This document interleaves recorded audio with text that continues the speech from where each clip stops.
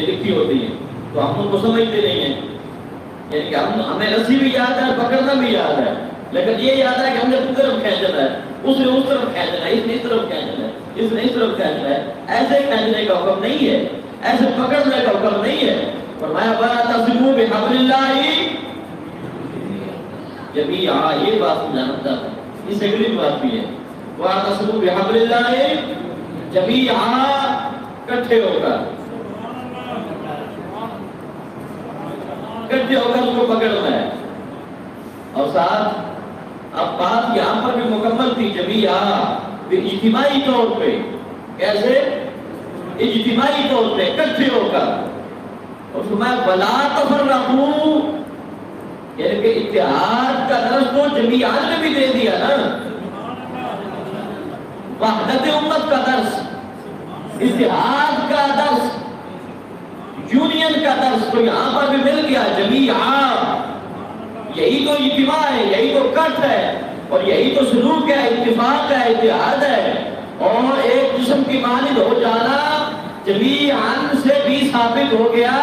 اس کے باوجود اللہ رب العالمین نے فرمایا وَلَا تَفَرَّقُوا. جميعاً وَلَا ساتھ، یہ اسی آیت میں اسی جگہ پہ ہے، اسی کے ساتھ متصلاً اللہ رب العالمین نے ارشاد فرمایا وَاعْتَصِمُوا بِحَبْلِ اللَّهِ جَمِيعًا وَلَا تَفَرَّقُوا. اور تفرقے میں نہ پڑھو، تفرقے میں نہ پڑھو. اللہ اندازہ میں ہے نا کہ کس رب نے ہمیں یہ حکم دی ہے کہ اللہ کے رسول کو اکٹھے ہو کر کام لو، تفرقے میں نہ پڑھو. اب اکٹھے بھی نہ ہوئے،